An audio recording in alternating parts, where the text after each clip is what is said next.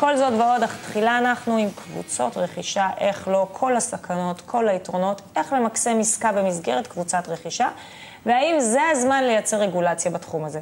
בנושא הזה בואו נגיד שלום לחברי הפאנל שלנו, שלום לרועי בן שלוש, סמנכ"ל מחירות בחברת סלע בינוי, לעורך הדין מוטי בניאן, מומחה לדיני מקרקעין, תכנון ובנייה, ולחבר הכנסת איתן כבל, יושב ראש ועדת הכלכלה. שלום, שלום. אז איתן, יש המון רעש תקשורתי בזמן האחרון בכל נושא קבוצות הרכישה. אולי באמת זה הזמן לעשות איזושהי רגולציה בנושא? תראי, קודם כל, בעקבות כל האירועים האחרונים, ביום הראשון של התכנסות ועדת הכלכלה עם שובנו מחופשת הפסח, יתקיים דיון בנושא קבוצות הרכישה. הדיון יתקיים בכמה רבדים. הרובד הראשון, קודם כל, האם באמת נדרשת רגולציה, אבל אני אומר רגולציה תוך זהירות מרבית שלא נשפוך את המים עם התינוק. דהיינו, האם באמת קבוצות הרכישה מספקות את התוצאה הנכונה עבור הרוכשים מחד, ומאידך איך שומרים על הרוכשים שלא ימצאו את עצמם שוב במקרים מן הסוג של ענבל אור, או מקרים כאלה ואחרים. איך אני אומר? אני מתכוון להפשיט את הנושא הזה מאלף ועד תו, להביא את מיטב המומחים והאנשים שיוכלו לדבר ולשוחח, ואם נחשוב שנדרשת רגולציה גם חקיקתית, יעשה העניין. אם אנחנו רואים, תראה, קודם כל קבוצות רכישה זה לא איזו תופעה, זה 1-2. זה חלק מהדרך בה מדינת ישראל מתנהלת ברכישת הדירות נקודה. אנחנו לא יכולים, זה לא משהו נקודה. נכון. הטיפול כרגיל היה אמור, אם אנחנו ניתן פה מיסים, אנחנו נבטל את המע"מ, מה קרה? שילמו יותר הרוכשים במקום לעשות מזה איזו הטבה, וראינו את זה ממשיך. אגב, בגלל בנקים, אני מאוד שמח שאתם משוחחים עם היזמים, וצריך לדבר עם הבנקים, וצריך לדבר עם כולם, כולל כולם. איך באמת ניגשים לכזה דבר ומבינים איפה הניואנסים, שלא עוד פעם יבוא עם המיסוי, ומי שישלם את המחיר זה האזרח בסוף. ראה עופר, קודם כל, קבוצות הרכישה אינן המצאה של השנים האחרונות. אני לפחות מכיר את זה עוד מתחילת שנות ה-90. חצי עמישב נבנתה בצורה הזו. כי נקודת המוצא הייתה שכשיש משבר, התארגנות של הביחד, של המשכנתאות, וכל הדברים האלה מצליחים להוריד, או אמורים לפחות, להוריד את המחיר עבור הרוכשים. שוב, אתה נוגע, עופר, אני לא יודע לתת לך את התשובות האלה, אני מאוד נזהר בלשוני. ואתה חושב שזה יעשה ברצינות, בשביל לא לבטל קטגוריה שלמה. נכון, אני ממש לא חושב שצריך להתייחס לזה בקלות דעת ולחשוב, אוקיי, היה אירוע, זה לא האירוע הראשון דרך אגב ענבל אור. אני זוכר אפילו בשנות ה-90 משברים לא... וגם צריך לזכור שאירוע אחד הוא לא בהכרח משליך על הכל. כי צריך גם לעשות, דפנה, עוד מילה, הבחנה במה שאנחנו רוצים להיזהר. האם מדובר בנוכלות, שגרמה... כמו בכל תחום אחר, נוכלים יש גם ברפואה וגם ב... או שבאמת העניין הזה מצריך תיקון. אוקיי. הייתי רוצה באמת לשלב, רועי, אתה מרגיש מהשטח שיש איזושהי פגיעה בכל קבוצות הרכישה בעקבות העניין הזה? קודם כל כן, אני חושב שבכלל הענף, לא רק הקבוצות רכישה, יש איזושהי בעלה כרגע.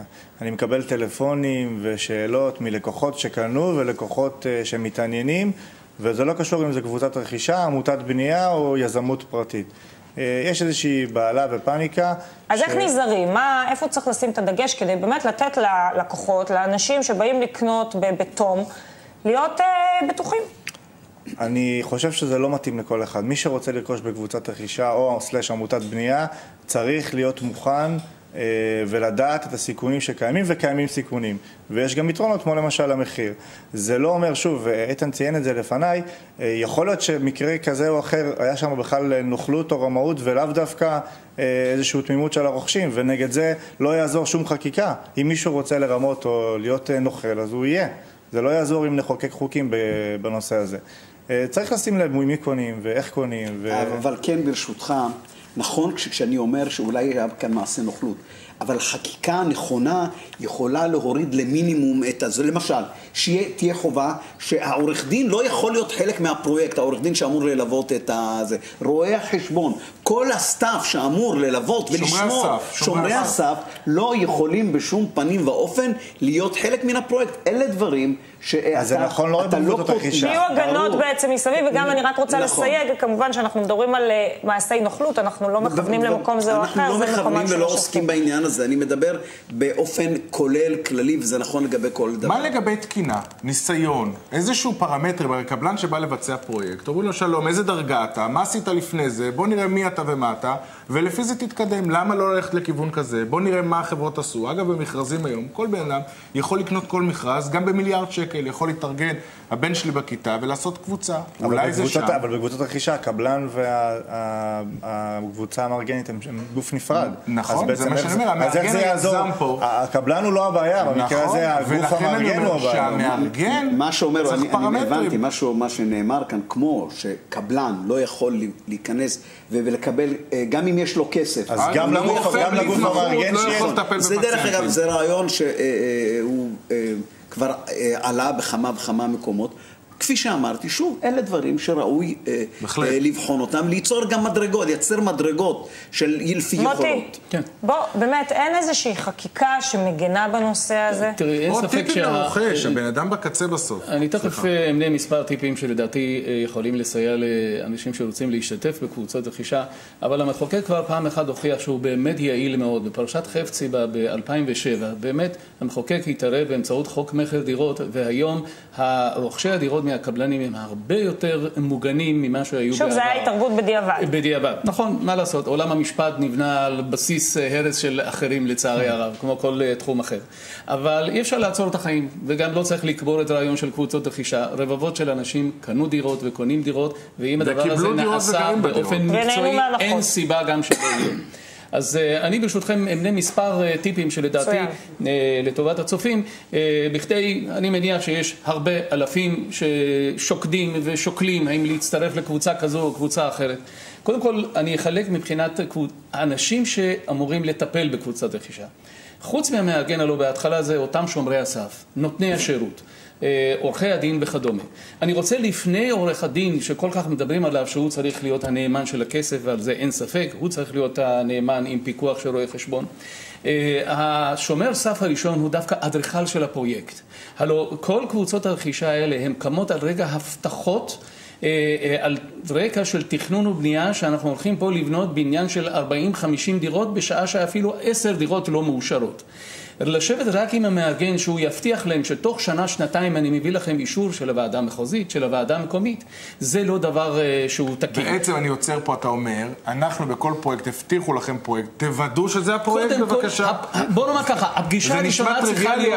הפגישה הראשונה צריכה להיות עם המארגן ועם האדריכל. אבל זה לא יעד. מה זה פגישה ראשונה? האדריכל לא יבוא ויפגש עכשיו עם מאות אנשים שבאים, זה לא ריאלי. תתפלאי, זה כך צריך להיות על מנת שאני האזרח מן היישוב אדע שמולי איש מקצוע מבטיח לי הבטחות מבחינת סדר הזמנים, כמה זמן זה לוקח וכמה זמן זה הולך להיות כאן. אחרת אנחנו ניכנס לכל מיני חלומות באספמיה שנמשכות המון זמן. אחד הדברים המדהימים, זה נוגע למה שאתה אמרת, אני מכיר את זה עוד מהיותי במשרד הבינוי והשיכון, אדם הולך לקנות ג'ינס, הוא לא משאיר חנות אחד במקום מגוריו, וייסע גם לעיר אחרת כדי לקבל 10 שקלים פחות. בענייני דיור זה כמעט, אתה בא למקום, אתה רואה את הדירה, אתה או רעייתך או שניכם נדלקים על הלוקיישן או לא חשוב על מה, זהו, אתם כולכם בתוך, כולם בתוך התהליך, וקשה מאוד להוציא אותם. זאת אומרת, אתה עושה, אתה או את, או שניכם עושים את הרכישה הכי דרמטית שיש לאדם בחייו, ורובנו, אני לא רוצה לומר כולנו, רובנו, האופן שבו אנחנו משקיעים כדי לוודא את כל אותם שאלות שאתה מעלה, הן מינימליות יותר. רועי, הייתי רוצה לשלב אותך, האם זה ישים פה מה שמציע מוטי? אני מזמין אותך לראות מבצע השקה של פרויקט של קבוצת רכישה שהם יוצאים, אתה מצמצת, פספסת. כל הטקטיקה של המחירה בנויה על העובדה יש תור, ואתה רוצה להיפגש עם אדריכל, אין בעיה, נקבע לך תור לעוד חודש, בינתיים לא יש עליך דירה בפרויקט. אולי כן צריך להיות איזשהו מסמך. אותו אדריכל באותה ישיבה ראשונה, אולי צריך להיות מסמך מהאדריכל, שהוא מתחייב שזה... אבל אין שום סיבה שהאדריכל בעצמו לא יהיה בקבוצת הרכישה בפגישה הראשונה. היא מתכנת לפי הטאבע, או אולי עם תוספת שבט כזאת או אחרת. הם לא ממציאים איזשהו בניין על סמך גחמה כזאת או אחרת. יש איזשהו היגיון מאחורי זה. אפשר לבדוק את הטאבע, בשביל זה גם לא צריך את האדריכל. אז אולי זאת הדרך. איך מגדירים את זה, איך קובעים מה התב"ע, זה איש מקצוע כמו אדריכל. ממנו מתחיל. אחר כך מתחיל העורך דין שבא ובודק את החוזה, ובאמת אסור ודואג שהכסף נמצא בנאמנות ולא יוצא ישירות לתוך מארגן הקבוצה לכיסו. על הלקוח לוודא שהפרויקט שמוכר לו הוא אכן הפרויקט. מבחינת תכנונית בכלל יש היתכנות על הדבר הזה. אז זה התב"ע, אנחנו בודקים משהו. עכשיו, העורך דין שאמור לקבל שכר טרחה בעד העבודה שלו, על מנת שיהיה לו גם איזה רצון לקדם את הפרויקט וגם לגמור את הפרויקט, חלק מהשכר טרחה שהוא מקבל, אסור לו למשוך את זה כשכר טרחה, אלא אם כן עד שהוא רושם את הבית הזה כבית משותף. אז יהיה לו רצון כמה שיותר מהר לטפל בסוגיה הזו. זה מבחינת עורכי הדין, זאת אומרת שבלי אינסנטיב לעורכי הדין הם לא יעבדו? תתפלא,